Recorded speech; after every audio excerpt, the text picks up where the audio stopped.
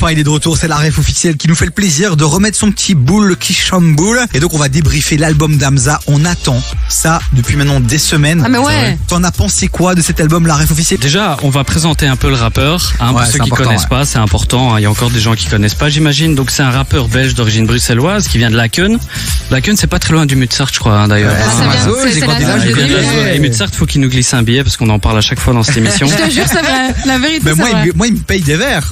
Vous avez qu'à venir ou venez jamais quand je vous invite. Ah bah c'est tout, prochaine fois je viens, spaghetti polo, c'est bien 3h du matin. Donc On est voilà, Hamza c'est un rappeur bruxellois qui vient de Laken, comme j'ai dit, il a 28 ans et il faut savoir qu'il a commencé la musique adolescent, donc ça fait plus de 10 ans déjà qu'il a commencé. On dirait pas, moi j'étais assez étonné. Et il faut savoir que quand il était ado, il a fondé un groupe qui s'appelait Kilogram Gang. Le nom me fait rigoler, je sais pas trop pourquoi, avec deux amis à lui, et ils ont sorti un projet qui s'intitule Gotham City Volume 1. Alors moi j'ai jamais écouté ce projet, je crois même pas qu'il est dispo sur les plateformes de téléchargement. Pour ceux qui veulent aller le voir, à mon avis, il y a moyen de trouver quelque part. Et donc après ce projet-là, le groupe s'est dissous, donc il a décidé de continuer en solo. Et il faut attendre jusqu'à 2015 où il sort en fait sa première mixtape, s'appelle H24. Donc celle-là par contre elle est disponible sur les sites de téléchargement. H24 c'est vraiment les fondements de ce qu'est sa musique aujourd'hui. C'est à partir de là qu'il a commencé à se faire un nom à Bruxelles et un peu en dehors, etc. Et c'est un projet qui est un peu mal vieilli selon moi, mais si vous voulez écouter sa discographie de la base, c'est vraiment par là qu'il faut commencer. Et un an après, on passe aux choses sérieuses puisqu'il sort une mixtape qui s'appelle Zombie Life. Alors Zombie Life, pour moi, c'est le projet que j'ai préféré d'Hamza, parce qu'il faut savoir que Zombie Life c'est un laboratoire d'expérimentation. On sait pas très bien où il veut en venir, mais il teste plein de choses et moi j'adore quand les artistes testent plein de choses, comme Lil Yachty l'a fait avec son dernier album. Tu vois, c'est un peu un fourre-tout, un laboratoire où il teste des choses. D'ailleurs, il y a un feat avec Damso sur le projet. C'est leur premier feat qui s'appelle Slow. C'est un gros son. Donc déjà en 2015 quoi. Ouais, déjà en 2015 Énorme. ils se connaissaient. Lourd. Et c'est là aussi où on voit que Young Thug, le rappeur américain d'Atlanta, a une énorme influence sur la musique de Hamza, puisque quand t'écoutes le projet, t'as l'impression d'écouter un projet de Young Thug. Clairement. Ok. Ouais, clairement. Alors c'est pas du plagiat, mais tu sens vraiment la grosse inspiration qui vient des États-Unis. Et par la suite, il a aussi sorti deux projets. En 2017, il a sorti 1994 et en 2019 Paradise. Alors moi, je dirais que c'est deux bons projets si vous voulez découvrir Hamza, parce que c'est deux projets qui font le pont entre ce qu'était Hamza à l'époque de Zombie Life et ce qu'il est maintenant. Donc le Hamza où il testait des choses et le Hamza qui est devenu un peu plus commercial maintenant.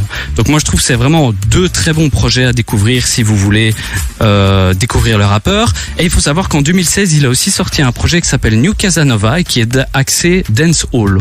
Donc le gars sait tout faire. J'en parlerai après, mais il fait du hip-hop, du R&B, de la dancehall, de l'électro. Il fait vraiment tout. C'est ça la force de Hamza, avec des influences Travis Scott, Young Thug, Drake et compagnie. Drake surtout sur le dernier projet. Et il a sorti il y a un mois son dernier projet qui s'appelle Sincèrement. Avec, je sais pas si vous avez vu la cover, si vous avez tilté sur la cover. Moi, je l'ai pas trouvée fabuleuse au début quand je l'ai vue, mais c'est clairement un clin d'œil à l'album Take Care de Drake au niveau de la colorimétrie, etc. Donc, je me suis dit, avec les projets qu'a sorti Drake dernièrement, qu'on allait avoir beaucoup de clins d'œil par rapport à lui. Et tu sens que sa musique est vachement influencée autour de ça, par rapport à surtout le dernier projet qu'il a fait, Honestly Nevermind, qui a axé house, etc. D'ailleurs, il y a des sons dans l'album qui s'en rapprochent très fortement. Donc voilà. Après, dis-moi. Ce que je te propose, c'est qu'on va parler de l'album là. On va parler de l'album. Eh ben alors qu'on attende, juste après, on va Bien sûr. débriefer dans un instant avec la ref officielle. Du lundi au jeudi, 16h-19h sur KIF. Bon, la ref officielle est toujours avec nous. On débriefe l'album de Hamza. Certains l'ont adoré, certains sont mitigés, certains l'ont même détesté. Mais quelle est la vie du king de l'analyse musicale De ouf. hip-hop rap R&B de la ref officielle? Bah écoute Davy, je vais dire la vérité, Ouais. je sais pas trop quoi penser de cet album. Oh. Merci la ref pour cette information. Voilà, sincèrement, je vais être honnête, c'est un bon album. Vraiment, moi j'ai passé un bon moment quand je l'ai écouté, mais je l'ai écouté plusieurs fois parce que il faut vraiment plusieurs écoutes pour rentrer dedans. Et le truc c'est que, comme je disais hors antenne, Hamza il reste sur ses acquis. Donc il est très fort dans plein de domaines différents. Il sait faire du rap, il sait faire du R&B, il sait faire de la pop, il sait chanter. Enfin, il sait un peu tout faire, tu vois. Et le problème dans cet album, c'est que il y a des prises de risques, comme le son avec Damso par exemple, tu vois, et d'autres. Mais c'est des fausses prises de risques parce que en soi, il est fort dans tout ce qu'il fait. Tu vois, donc Ouais. t'as l'impression que c'est des prises de risque, mais en fait non, il reste sur ses acquis. En plus, il travaille avec Ponko. Ponko, c'est un beatmaker bruxellois qui connaît depuis le début de sa carrière. Ponko, il a produit 15 sons sur les 17. C'est lui qui a produit la majorité de ses sons sur ses anciens albums.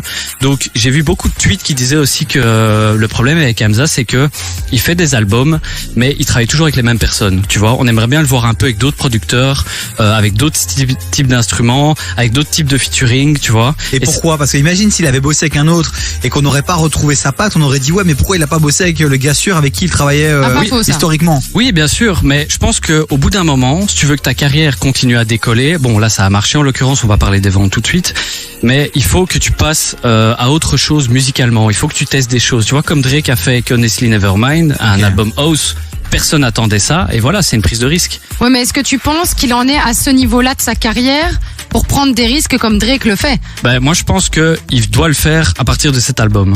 Parce que là il a explosé, donc je voulais en parler justement, il a fait 40 000 ventes en première semaine. C'est énorme. Il faut savoir que ses anciens projets, ça oscillait entre 7 000 et 10 000. Ouais. Là, il a 40 000. D'ailleurs, Booba l'a taclé en disant qu'il avait acheté des streams. Oh, Booba. Ouais, voilà. Je sais pas si c'est vrai, mais c'est vrai que l'écart entre les ventes est astronomique. Moi, je pense que c'est aussi par rapport à la notoriété qu'il a acquise Ouais. l'année passée avec Fade Up, qui vraiment avec SCH et ZP, qui ont fait qu'il a touché un nouveau public, comme le son a explosé, tu vois, il est passé en radio énormément, il s'est ouvert à un autre public, et clairement, ça a déclenché quelque chose. Et tête d'affiche comme de l'Electro Beach Festival, Hamza, Electro Beach Festival à Cannes, il va être une des têtes d'affiche. C'est quand même aussi une belle Mais reconnaissance. ça montre qu'il Ouais. a juste, il a pété aussi au niveau de sa notoriété, comme tu dis. Et donc évidemment, les ventes vont dans le sens de ça aussi. Ouais, bien sûr, mais après, il a fait disque d'or en une semaine. Je sais pas si tu te rends compte, c'est des gars comme Booba, Damso, PNL qui font des chiffres pareils, tu vois.